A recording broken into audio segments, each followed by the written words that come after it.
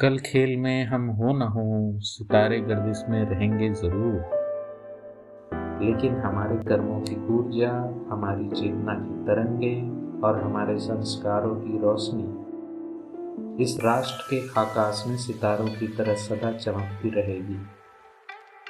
क्योंकि जीवन की महानता कोई रहस्यमय चमत्कार नहीं, बल्कि यह आध्यात्मिक, वैज्ञानिक और संवैधानिक सिस्टम है जो हर भारतीय के भीतर जन्म से मौजूद है। कैसे? क्योंकि आप केवल एक आम इंसान नहीं, बल्कि वह चेतना है जो शांति, प्रेम और अपनापन को विकसित, पुष्ट और मेंटेन रखने की महानतम क्षमता रखती है। और यह महानता का रहस्य हमारे वेद और पुराणों में, हमारे वैज्ञानिक विश्लेषणों में और हमारे भारतीय संविधान में छिपा हुआ है। क्या आपको पता है, अल्बर्ट आइंस्टीन जैसे बुद्धिजीवी लोग भी इस रहस्य की खोज में आखिरी सांस तक लगे रहे, परंतु खुद के लिए उपयुक्त तकनीक नहीं ढूंढ पाने के कारण उन्हें पछतावे के साथ इस दुनिया को अलविदा कहना पड़ा। और हम, अरे राम राम, अपने ही छोटे छोटे राग द्वेष, प्रतिशोध और प्रतिस्पर्धा की धूल मिट्टी में अपना यह अनमोल मनुष्य जीवन बर्बाद करने में तुले हुए हैं। उफ, कैसी विडंबना है। तो जरा गणित लगाइए, आपके अनुसार जीवन की महानता का पैमाना एक्चुअली है क्या?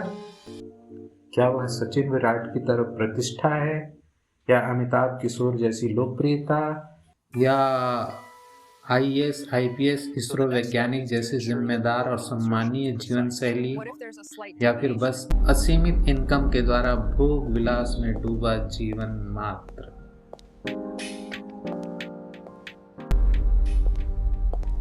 या फिर इन सबसे कहीं ऊपर आप यह मानते हैं कि सच्ची महानता हमारी आध्यात्मिक और वैज्ञानिक संस्कृति पर आधारित वह प्रणाली है जिसका मूल तत्व शांति, प्रेम और अपनापन के साथ उत्कर्ष की पराकाष्ठा यानी कि परिपूर्ण जीवन का लक्ष्य है? तो गंभीरता से विचार करने पर पता चलेगा कि उत्कर्ष की पराकाष्ठा कोई रहस्यमय चमत्कार नहीं, बल्कि एक प्रॉपर साइंटिफिक सिस्टम है जो बनता है इन तीन स्तंभों से। पहला आध्यात्मिक समझ, दूसरा वैज्ञानिक दृष्टिकोण, तीसरा संवैधानिक जिम्मेदारी। जब ये तीनों एक संतुलित अवस्था में काम करते हैं तो जीवन केवल सफल नहीं, बल्कि महानता का रुख अख्तियार कर लेता है। अब आइए समझते हैं वे 6 व्यवहारिक घटक जो इस महानता के निर्माण में निर्णायक भूमिका निभाते हैं। उनमें से पहला है राग द्वेष पूर्ति की मर्यादा।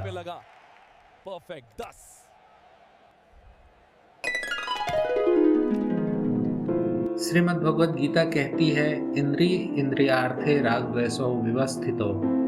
राग द्वेष रहित मनुष्य जीवन असंभव है, परंतु राग द्वेष से अप्रभावित व्यवहार हर मनुष्य के अपने हाथ में है। यही वह स्वतंत्रता है जिसके सदुपयोग से ही हर बड़प्पन आज तक जन्म लेता आया है। दूसरा है क्रोध जैसे भावनात्मक आवेग को रचनात्मक दिशा।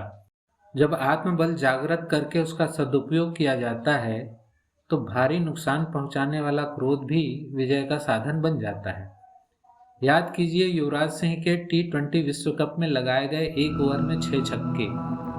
वह क्षण केवल खेल नहीं था, वह था आत्मबल के सदुपयोग के द्वारा क्रोध का रचनात्मक स्वरूप। तीसरा है परफेक्शन के व्यवहारिक नियम। परफेक्शन जरूरी है, पर उम्मीद रखना कि सब कुछ परफेक्ट होगा, यही भ्रम है।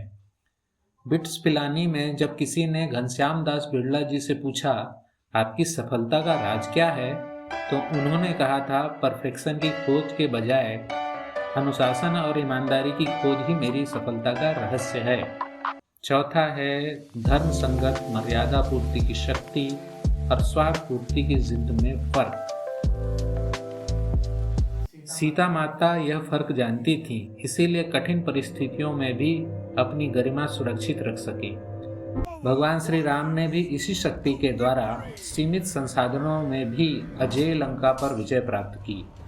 पांचवा है रिश्तों की गरिमा का बड़प्पन। रिश्ते राग द्वेष पूर्ति के साधन नहीं, बल्कि आत्मोन्नति में सहभागिता का संबंध होते हैं।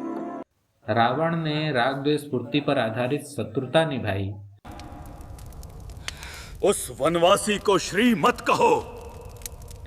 पर श्री राम ने उसी रिश्ते की गरिमा का भी सम्मान किया। यही वजह थी कि अंत समय पर रावण की जबान पर था नाम जय श्री राम। जय श्री राम।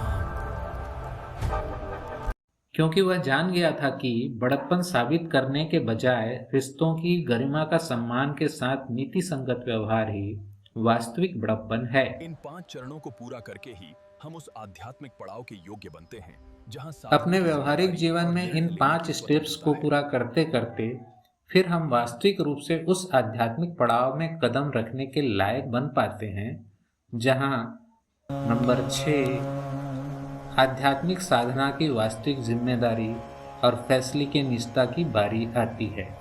हर व्यक्ति की प्रकृति अलग है, इसलिए सच्चे आचार्य अपने विचार कभी थोपते नहीं, बल्कि अपने शिष्यों को स्वयं खोजने की स्वतंत्रता देते हैं। वेदांत यही सिखाता है, सत्य की खोज अपने भीतर कीजिए।